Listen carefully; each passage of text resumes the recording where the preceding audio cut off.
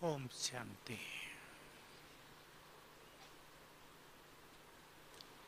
आज हम एक छोटे से टॉपिक पर चर्चा करेंगे जो हम सब के लिए है तो छोटा पर है बड़ा काम का। कौन सा वो टॉपिक है? बोलो बोलो जोर से। आत्मा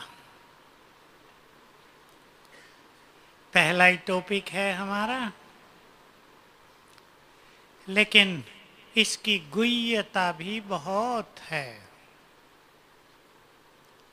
हम इसकी गुह्यता को बाबा के एक महावाक्य से जान सकते हैं। जो संपूर्ण आत्माभिमानी हो जाते हैं वही अष्ट रतन बनते हैं। सुना है ये महावाक्य? मुरलियों में आता है। साथ में ये भी आता है, योग लगाते लगाते तुम आत्माभिमानी बन जाएंगे। मैं आत्मा हूं, ये ज्ञान हमें पहली लाइन में दे दिया बाबा ने। आते ही यही याद दिलाया था 80 साल पहले, तुम आत्माएं हो। इसके बारे में भी शास्त्रों में दर्शनों में बड़ा कंफ्यूजन था। आत्मा मन बुद्धि सहित है या मन अलग है, बुद्धि अलग है? क्या है आत्मा? देह से अलग है ये तो पता था, कहाँ से आई है, उसका क्या स्वरूप है, शरीर में वो कहाँ विराजमान है, इसका ज्ञान वेदों से दर्शनों से शास्त्रों से किसी को क्लियर नहीं हुआ। किसी ने कहा आत्मा सारे शरीर में है, तभी तो यहाँ कुछ हो जाता है, पता चलता है हमें। किसी ने कहा आत्मा दिल में है, किसी ने कहा यहाँ ऊपर है ब्रह्मरंध्र में, किसी ने कहा यहाँ है आंखों के बीच में। अलग अलग मान्यताएं थी, स्वरूप का तो पता ही नहीं चला। बाबा ने आकर हमें सहज ज्ञान दे दिया है, और ज्ञान ही नहीं दिया बल्कि ये बता दिया अब आत्मा हो जाओ। क्योंकि आत्मा भूलने से देहभान बढ़ गया, और देह अभिमान बढ़ने से क्या हो गया? क्या हो गया? पांचों विकार आ गए जीवन में, उससे दुख शांति बढ़ गई, और देह अभिमान आने से भौतिकता का प्रचार प्रसार हुआ। विज्ञान ने सारी खोजे भौतिक की ना, अध्यात्म पूरा भूलता गया। अब बाबा ने लहर फैला दी, तुम आत्माएं हो। कौन सी आत्मा हो वो आगे का टॉपिक। तुम आत्मा हो। हमें आत्मा का अभ्यास करना क्यों जरूरी है और कैसे कैसे करेंगे, बहुत प्रैक्टिकल उस पर चर्चा है। और 3 दिन, आज तारीख हो गई 6, 2 ही दिन बचे हैं, 7 और 8। आज से 7 और 8 हमें बहुत अभ्यास करना है, क्योंकि जितना जितना हम देह से न्यारे होते जाएंगे बाबा का सब कुछ हमारे अंदर भरता जाएगा। बात इतनी ही नहीं कि वो आकर हमें साकार में मिले, पर उसकी संपूर्ण शांति, संपूर्ण पवित्रता, संपूर्ण शक्तियां, सुख, प्रेम आत्मा में समाता जाएगा। ऑटोमेटिक है ये। याद करें बाबा के महावाक्य, जो जितने देह से न्यारे होंगे वे उतने ही किसके? पहले बाबा के प्यारे और फिर सबके प्यारे। दुनिया में तो भगवान के प्यारे होने को लोग खतरा मानते हैं, ये व्यक्ति भगवान का प्यारा हो गया। लेकिन हम लोग खतरा नहीं मानते, वरदान जानते हैं उसको। भगवान का प्यार मिलने लगे, ये होगा जब हम देह से न्यारे होते जाएंगे। मैं आत्मा हूं केवल ये नहीं, लेकिन हम देह से न्यारे भी होते चले। देह अलग और मैं अलग। इसके लिए बहुत सुंदर प्रैक्टिस है। बोलो कौन सी? स्वदर्शन चक्रधारी होना। वैसे तो बाबा ने 15 दिन पहले की मुरली में ही स्वदर्शन चक्र का दूसरा भी अर्थ बता दिया। मैं आत्मा इस सृष्टि चक्र में क्या क्या थी, उसका संपूर्ण ज्ञान हो जाना। लेकिन जब तक वो संपूर्ण ज्ञान हो तब तक हम ये तो जानते हैं, मैं आत्मा सतयुग में आई थी, शरीर बदलते बदलते बदलते अब इस शरीर में हूँ, कभी नर रूप में, कभी नारी रूप में, कभी बड़े कभी छोटे। अपने इसको याद किया करें, कैसे मैं आत्मा ये लंबा सफर तय करके आ गई हूँ देह बदलते हुए। इससे अशरीरीपन होता जाएगा, और अशरीरी होने से, इसको छोटी बात ना समझ लें, हम देह से डिटैच हुए, माना संबंधों से, उनके दुखों से, संसार के आकर्षणों से डिटैच ऑटोमेटिकली हो जाएगा। हमें एक एक चीज के लिए पुरुषार्थ करने की जरूरत नहीं पड़ेगी। बहुत बड़ी अचीवमेंट। क्लियर है ना? समझ रहे हैं ना? देह के संबंधों से डिटैच होना खेल नहीं है। मोह ही संसार में सबसे भयानक रूप लाने वाला है। अब आगे चलकर आ गया, शुरू हो गया है। मैं तो देखता हूँ माताएं आती है मेरे पास, पुरुष भाई लोग भी आते हैं। मोह के कारण उनकी कैसी दयनीय स्थिति हो गई है, मानसिक रूप से वो कैसे बिगड़ चुके हैं, उनका मानसिक संतुलन खो गया है। देह से न्यारी आत्मा हुई, ऑटोमेटिकली डिटैच हो जाएंगे, मोह नष्ट होता जाएगा, आत्मिक दृष्टि भी बढ़ती जाएगी। ये मेरे बच्चे नहीं, क्या हैं? बोलो माताएं, आत्माएं हैं। तो एक बहुत बड़ा फायदा ये होगा। दूसरी बात पर आ जाए, अशरीरीपन का अभ्यास करते करते हम होते जाएंगे निराकार। दोनों में अंतर हो जाएगा। ये अंतर शब्दों से नहीं स्पष्ट किया जा सकता, ये अंतर अपने अनुभवों से जाना जाएगा। याद है लास्ट के बाबा के 3 शब्द? निराकारी,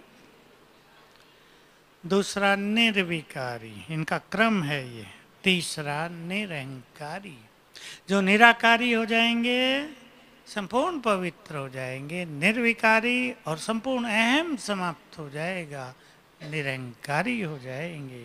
ये हमारी संपूर्ण स्थिति होगी। तो देह से न्यारे होते होते हम निराकारी होते जाएंगे।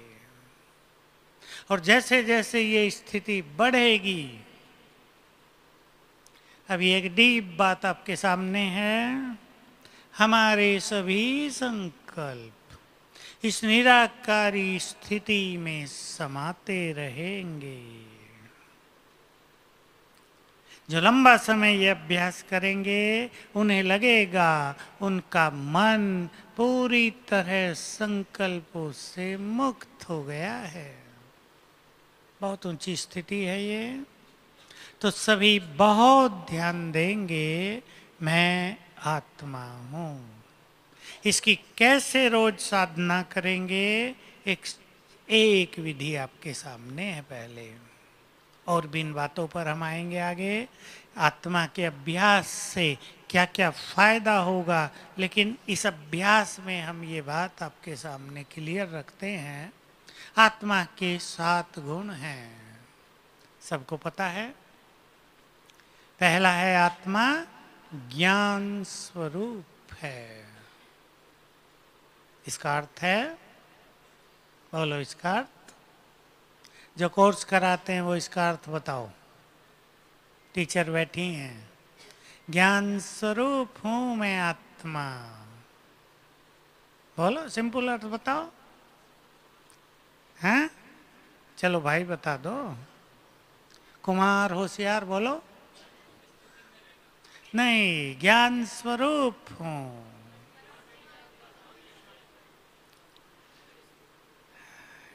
ये तो आपने ट्रांसलेटर कर दी, नॉलेजफुल हूं। ठीक है। जो भी ज्ञान बाबा ने हमें दिया है उसका स्वरूप हूं मैं, सीधा अर्थ। जो ज्ञान दिया है उसको मुझे धारण कर लेना है, और सरल शब्द, उसको धारण करने की शक्तियां मेरे पास हैं। लाइट आ जाएगी ज्ञान की हमारे अंदर, तो हमें ऐसा महसूस होने लगे। देखो, दो दो स्वरूप देखें आप। एक वो लोग जिनके पास ज्ञान नहीं है, उनका स्वरूप। जिनके पास अज्ञान ही अज्ञान है, विकार ही विकार हैं, देह अभिमान है, उनकी आत्मा की चमक और हम आत्माओं की चमक, अंतर है या नहीं? ज्ञान लेते ही चमक बदल गई, लाइट बदल गई है। उनकी आत्मा बल्ब 0 वाट तक पहुंच रहा है। उतनी वाट के बल्ब तो नहीं होते, चलो 5 वाट का समझ लो। होते तो नहीं, आजकल तो नया नया निकला है। आजकल वो दूसरी निकली है ना, गोल गोल। और हमारा बल्ब कितने वाट तक पहुंच गया है? हैलोजन हो गया है, दूर दूर तक लाइट फैल रही है। तो ज्ञान हमारा विस्मृत ना हो, संसारिक बातें हमारे ज्ञान को विस्मृत न कर दें, भुला न दें, पहली चीज। दूसरा, आत्मा, बोलो आत्मा। दूसरा, शांत स्वरूप हूं। अब इसका अभ्यास करेंगे। आप 10 मिनट देंगे अपने को और इससे आपको बहुत मजा आएगा। और एक बार यदि आप 10 मिनट इसके लिए देते हैं और जो विधि मैं आपके सामने रख रहा हूं अब उसको करें आप, तो वो 10 मिनट आपके लिए वरदान बन जाएगा। योग बहुत अच्छा लगने लगता है जब हम आत्मिक स्वरूप में आ जाते हैं। तो अपने को आत्मा देखेंगे यहाँ चमकती हुई ज्योति, और याद करेंगे मैं आत्मा शांत स्वरूप हूं। स्वीकार कराएंगे इसको अपने को। ये सत्य है कि मैं आत्मा शांत हूं, मुझसे शांति की किरणें फैल रही हैं, मैं शांत हूं। भाई लाल लाइट की जरूरत नहीं, मैं शांत हूं। 1 मिनट लगाओ, स्वीकार कराएंगे शांति मेरी नेचर है, ये सत्य है, मैं शांत हूं। अब इस पे चिंतन कर लें थोड़ा सा, ये तो होगा अभ्यास। फिर दूसरा तीसरा उस पर हमारे हैं। मेरी शांति को कोई नष्ट नहीं कर सकता। अब संकल्प करेंगे पावरफुल, शांति तो मेरी नेचर है, उसे मुझसे कोई छीन ही नहीं सकता। शांति को मुझसे कोई, बोलो, छीन ही नहीं सकता, क्योंकि वो मेरी नेचर है। अब किसी की नेचर क्रोध करने की हो जाए तो क्या होता है? आपे ही आता रहता है, मेरा मतलब भी आता रहेगा, बैठे बैठे भी गुस्सा करते रहेंगे। एक डॉक्टर सुना रहे थे, मैं तो हवाओं से भी गुस्सा करता था। हमारे ज्ञान सरोवर में मेडिकल का था ना, तो अनुभव रखा था डॉक्टरों का, बता रहा था कैसे चेंज हो गया ज्ञान के बाद। इतना गुस्सा था। बाबा के समय कानपुर के एक मैजिस्ट्रेट ज्ञान में आते थे, अनुभव सुनाया एक दिन क्लास में। तब तो हमारी छोटी क्लास थी ना, छोटा सा हॉल था मधुबन में, सब रात को बैठते थे, ये अनुभव चलते थे। कहा मुझे इतना गुस्सा आता था कि मैं अपने को कंट्रोल नहीं कर पाता था तो एक डंडा लेकर जंगल में चला जाता था, बाग में, और सब पेड़ों को पीटता था। तब जब मेरा गुस्सा शांत होता था तब वापस घर में आता था। तो देखो, क्रोध नेचर हो और ऐसे ही शांति मेरी नेचर है। स्वीकार कराएं। समझ रहे हैं ना इस बात को? जितना जितना हम स्वीकार करेंगे हमारी शांति बढ़ती जाएगी, क्रोध हटता जाएगा। बस स्वीकार करना है। अब इस बात को भी ध्यान देंगे, शांति मेरी नेचर है, इसको मुझसे कोई छीन नहीं सकता। किसी के शब्द मेरी शांति को नष्ट नहीं कर सकते। कोई घटना दुर्घटना मेरी शांति को भंग नहीं कर सकती। अपने से बातें करेंगे, ये अपने से बातें हैं। दूसरा, तीसरा आत्मा। अब भाई लोग बताओ, तीसरा आत्मा का गुण बोलो ना। प्रेम स्वरूप। अब अपने से बात करेंगे, मैं आत्मा यहां हूं, प्रेम स्वरूप हूं। और एक संकल्प कर दें, प्रेम देना मेरी नेचर है, मैं प्रेम से भरपूर हूं। बाबा के शब्द याद करें साकार मूल्यों से, बच्चे प्यार की बहती गंगा बन जाओ। कोई तुम्हारे पास आए, कुछ भी तुम न दे सको, प्यार दे दो, वो प्यार लेकर जाए। दो मीठे वचन प्यार के दे दो, वो उन्हें साथ लेकर जाए। मैं प्रेम स्वरूप हूं। प्रेम के विपरीत क्या होता है? घृणा, ईर्षा, द्वेष। अब चिंतन करेंगे, मेरी नेचर तो प्रेम है, ये सब मेरी नेचर नहीं है। संकल्प करेंगे, दूसरा आगे बढ़े, हम खुश हों या परेशान हों। बोलो। ये प्रश्न बहनों से है मेरा, भाइयों से भी है, पर पहले बहनों से। बहनें कहेंगे हमें क्यों कह रहे हैं भाई? जानती है ना बहनें, संसार में ये मान्यता है, वेल नोन है कि ईर्षा का शिकार हमारी माताएं बहनें ज़्यादा होती हैं। बचना है इससे, ये अग्नि है। क्योंकि ईर्षा जिससे हम रख रहे हैं, हमें नुकसान हो रहा है। हम दूसरों को आगे बढ़ता देख, उन्हें सफल होता देख, उनका धन बढ़ते देख, मान मिलते देख ईर्षा कर रहे हैं, तो ये चीज़ हमारे पास कभी नहीं आती। अगर हम अप्रिशिएट करेंगे तो ये सब चीज़ें हमारे पास भी आएंगी। अगला गुण आत्मा का, मैं आत्मा परम पवित्र हूँ। स्वीकार करें। बहुत सुंदर धारणा है ये हमारी, और अनेक समस्याओं का हल भी इसमें समाया है।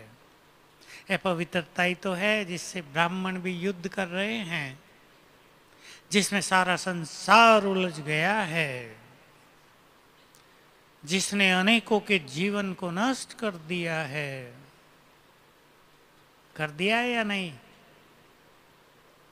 जिसने अनेकों को मानसिक रोगी बना दिया है। मानसिक रोगी जिसका दुनिया में इलाज नहीं होगा।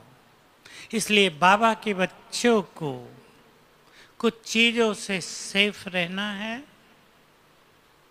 मैं कुछ खुली बातें आपको कहना चाहता हूं, पर क्योंकि अभी मैं जनरल में बोल रहा हूं, वो मैं नहीं कहूँगा।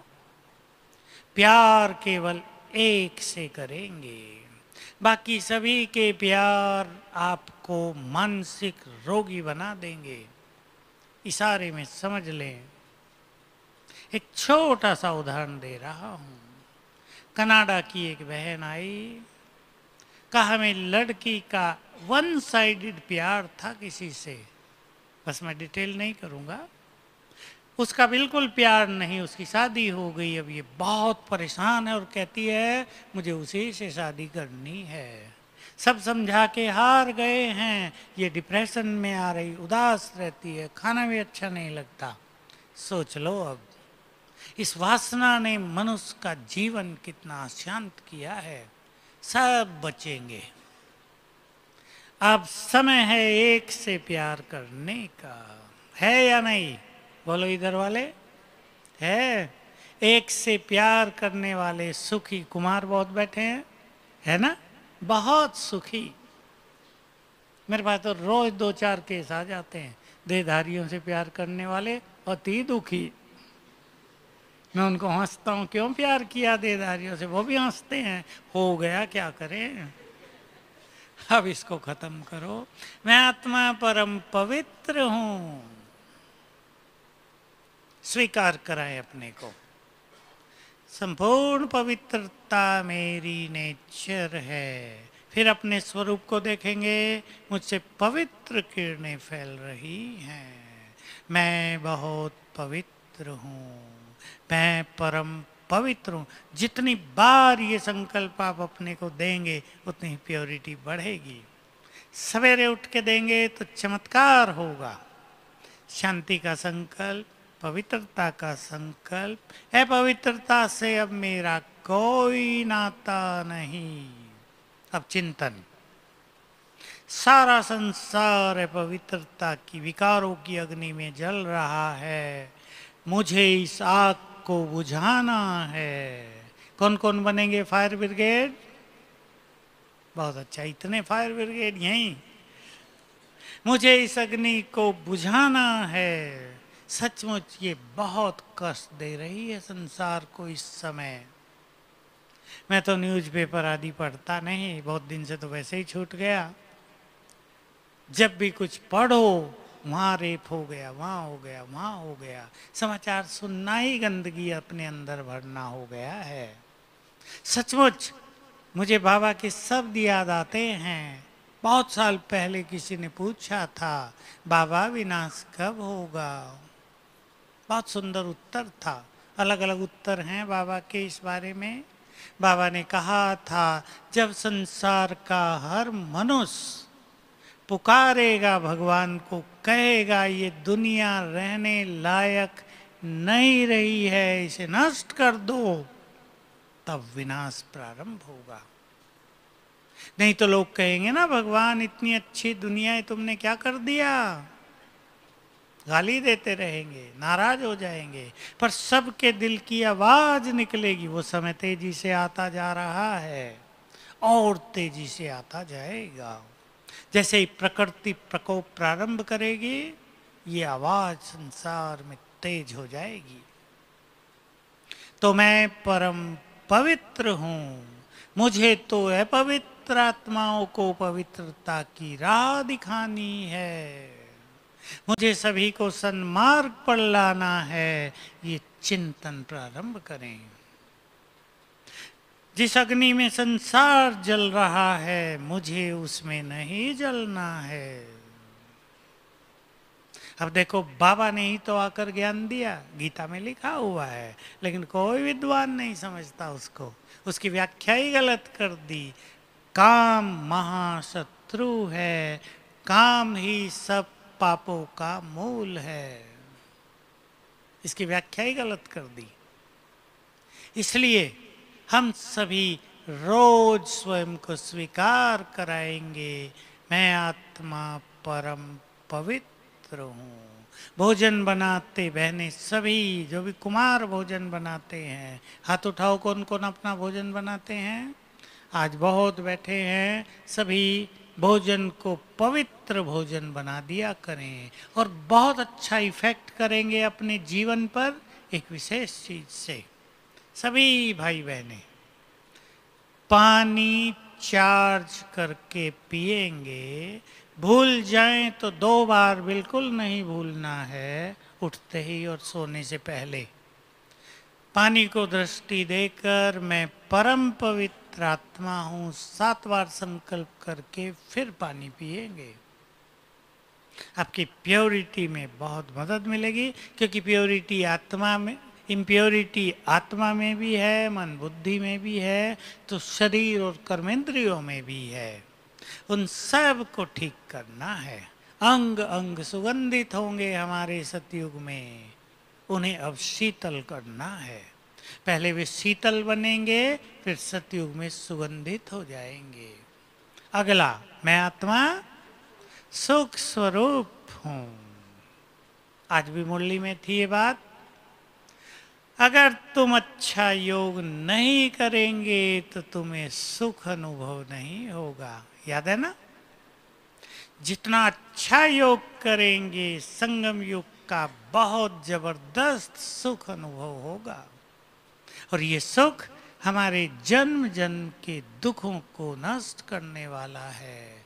तो स्वीकार कराएंगे अपने को, मैं आत्मा सुख स्वरूप हूँ।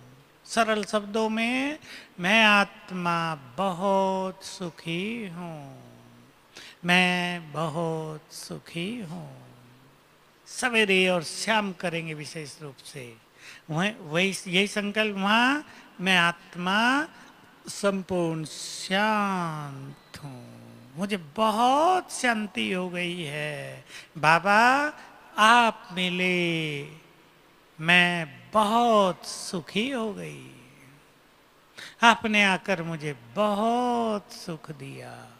ये संकल्प जितनी बार करेंगे सुखों में वृद्धि होगी। और अगर ये संकल्प करते रहेंगे उल्टे, बाबा तो मिला परंतु मैं बहुत दुखी हूं, भगवान को भी लज्जा आ जाएगी। दुखी नहीं हैं हम। सुनी है ना कहानी एक दादी की आपने? एक हृदय पुष्पा दादी थी, बाद में जब वो छोटी थी तो शादी हो चुकी थी, उसके पति की मृत्यु हो गई। बहुत दुख हो गया पूरे परिवार में। ये कई बहनें थी, चंद्रमणि दादी का नाम तो सुना, उनकी ये बड़ी बहन थी। ये सब भी पूरे परिवार सहित इनका पिता अपनी धन संपदा सहित समर्पित हुए थे। तो इसको बाबा के पास लाया गया। रोती रहती थी, सारा दिन घर आ गई और रो ही रही है। बाबा के पास लाया गया। आते ही कहा, दादाजी मैं बहुत दुखी हूँ। उन दिनों बाबा चित्र बनाया करते, आत्मा शरीर, तुम आत्मा हो, तुम सुख स्वरूप हो, बोलो मैं आत्मा सुख स्वरूप हूँ। बाबा आ गया था ना उनके तन में शिव बाबा, बस जैसे भगवान के मुख से निकला ना वो तो, और उस आत्मा का दुख क्षण भर में लोप हो गया। और इससे इनका सारा परिवार ज्ञान में आया और सब समर्पित हुए। कई बहनें थी। तो मैं बहुत सुखी हूँ। सभी अच्छी तरह जान लें, ये संकल्पों की गलती न करें। उल्टा सोचना, बहुत दुखी हूँ, बच्चों ने दुखी कर दिया, पति ने दुखी कर दिया, नहीं मैं बहुत सुखी हूँ, मेरे सुखों को मुझसे कोई छीन नहीं सकता। ये संकल्प करेंगे। सवेरे ये सुंदर संकल्प रोज कर लिया करें, सुख बढ़ता जाएगा। सब जानते हैं ये सुख धन संपदा, खाने पीने, जेवर पहनने, कपड़े पहनने, उसमें नहीं है। ये सुख आत्मिक सुख है। अगली क्वालिटी आत्मा की, मैं आत्मा आनंद लास्ट वाला होता है। मैं आत्मा शक्ति स्वरूप हूँ। जब सभी धारणाएं आ जाती हैं तब लास्ट में आनंद की प्राप्ति होती है, परम आनंद। तो मैं आत्मा शक्ति स्वरूप हूँ। एक प्रश्न का और उत्तर दे देता हूँ। पिछले साल सन्यासियों के सम्मेलन में, धार्मिक सम्मेलन में कई सन्यासी आए थे। एक सन्यासी बहुत ही बहस कर रहा था बहन से, जब योग शिविर की क्लास चल रही थी। मैं आत्मा आनंद स्वरूप हूँ, फिर आनंद की खोज क्यों? और इस बात से वो इतना नाराज हुआ, मतलब बहनों ने ठीक उत्तर नहीं दे पाई, तो उसी दिन चला गया, वहीं से नाश्ता भी नहीं किया। मैं जाता हूँ, इतना गर्म हो गया वो। ये तो उसका दुर्भाग्य है कि वो एक अच्छे स्थान पर आकर यहाँ से परेशान होकर गया, जहाँ से सभी सुखी होकर जाते हैं।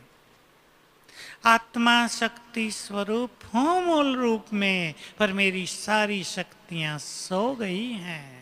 मैं आनंद स्वरूप हूँ, पर विकारों का आनंद लेने से आत्मा की वो मूल स्थिति खो गई, सो गई। हमें उसको जगाना है, पुनः प्राप्त करना है। वो मेरी नेचर है अवश्य। जैसे किसी की नेचर सहन करना हो, व्यक्ति हर जगह सहन कर लेता हो, लेकिन कोई बोलता ही रहे, बोलता ही रहे, 100 साल तक बोलता रहे, तो उसकी सहन शक्ति का क्या होगा? मर जाएगी ना। सहनशील वो है, अगर वो फिर से उसे जगाए तो फिर से जागृत हो जाएगी। यही हमारे इन स्वरूपों के बारे में हुआ है।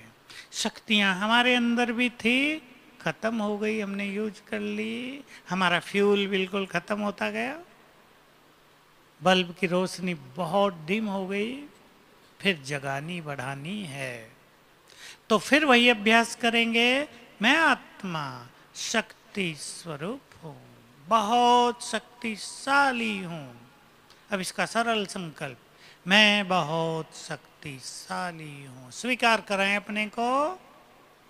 अगर दूसरा सोचना हो तो ये भी, मैं कमजोर नहीं, मैं भयभीत नहीं, मैं डरपोक नहीं, बहुत शक्तिशाली हूँ, शिव की शक्ति हूँ। शक्तियाँ जागृत हो जाएंगी, हम शक्तिशाली बनने लगेंगे। मुझसे शक्तियों की किरणें फैल रही हैं।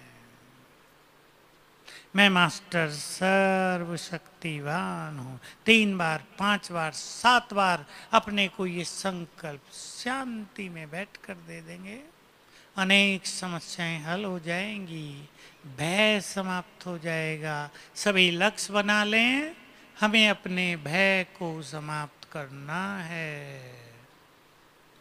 भय बढ़ता जाएगा दिनों दिन।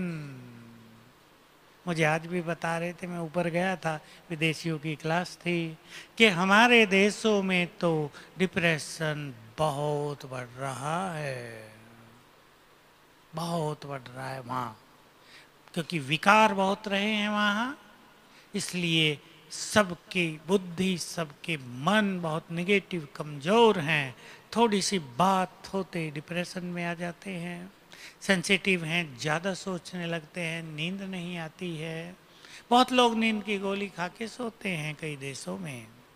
हमारे भारत में तो अभी शुरू हुआ है, 10-12 साल से ज़्यादा ये बीमारी बढ़ी है, अब बढ़ रही है। हम सबको सावधान रहना है, छोटी छोटी बातें इधर बैठ न जाएं दिमाग में, हटाओ, निर्भय। किसी ने कुछ कहा, ओके, ओम शांति कह के जाओ, खुश रहो। तुम उधर खुश, हम इधर खुश। हल्का करो अपने को। हर बात यदि दिमाग पर लेंगे तो इफेक्ट होने लगेगा। युवकों में डिप्रेशन बढ़ रहा है, भारत में भी, इससे बचना है। अभी मैं था पंजाब हरियाणा में, कई माताएं अपने बच्चों को लाई, बच्चे, युवक डिप्रेशन के शिकार, किसी भी कारण से, बिना कारण से, पूर्व जन्मों के कारणों से डिप्रेशन हो रहा है। तो मैं बहुत शक्तिशाली हूँ, ये संकल्प अनेक चीजों को नष्ट करेगा। लास्ट है अब, मैं आनंद स्वरूप हूँ। आनंद किसे कहेंगे, इसको डिफाइन करना इतना सहज तो नहीं है। अतीन्द्रिय सुख का ही दूसरा नाम आनंद है। जब आत्मा बहुत सुंदर चिंतन में रहती है, अब मिलाएंगे कई चीजों को। जब आत्मा के पास प्योरिटी बहुत सुंदर हो जाती है, जब आत्मा लंबा काल ईश्वरीय सुख में रहती है, जब वो डिटैच रहने लगती है, जब वो योग युक्त हो जाती है, ये सब मिलाकर आत्मा को कर देते हैं आनंदित। खुशी से बहुत बड़ी चीज, खुशी, नशा, प्योरिटी, सुंदर विचार, ये सब मिलके आनंद का निर्माण करते हैं। ये अतीन्द्रिय सुख है, ये आत्मिक स्थिति है। इसको हमें बढ़ाना है, पर याद अवश्य करना है, आनंद में रहना तो मेरी नेचर है।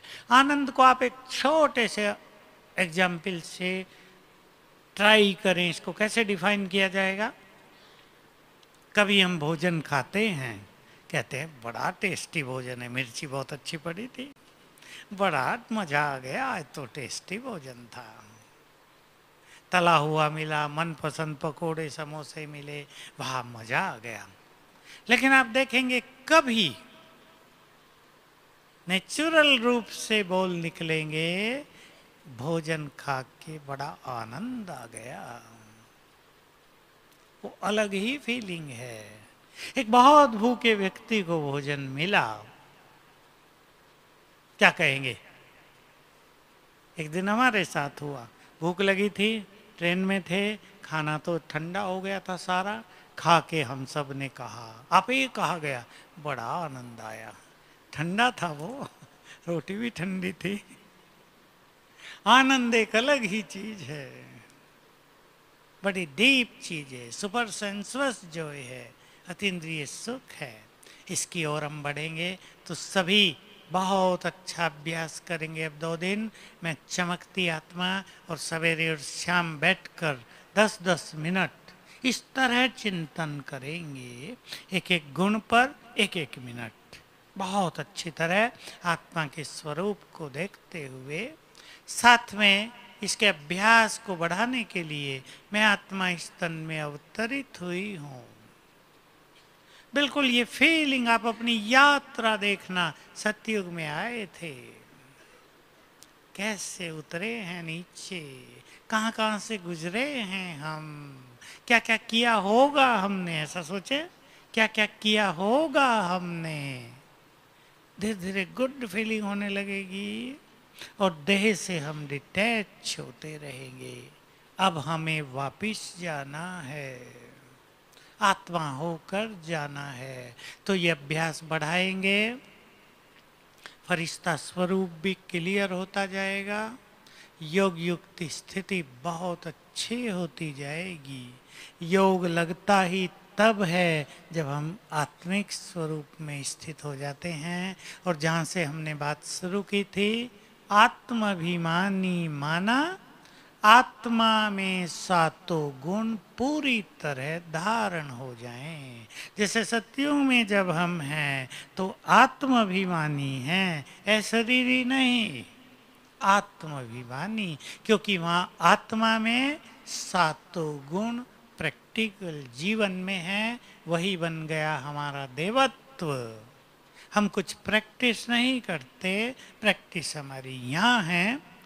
तो एक एक गुण पे चिंतन भी करेंगे, अपने को देखेंगे किस गुण की कमी रह गई है, पर ये तो मेरे अंदर है, छुपा हुआ है, बस मैं ये हूँ, शांत हूँ, परम पवित्र हूँ, बहुत शक्तिशाली हूँ। वो चीज़ें जो छुप गई हैं जागृत हो जाएंगी और सारे गुण हमें सहज जीवन में अनुभव होंगे। और फिर बाबा की प्योरिटी, उसका प्यार, उसकी शक्तियों को आत्मा अट्रैक्ट करने लगेगी। ओम शांति। अब चलें, हम बैठेंगे। हाँ, जिनको ड्यूटी पे जाना जा सकते हैं, बाकी 3 मिनट योग करेंगे। आत्मिक स्वरूप में स्थित होकर बाबा के वाइब्रेशंस ग्रहण करेंगे। जैसे कि आत्मा बाबा के वाइब्रेशंस को आकर्षित कर रही है। Red light.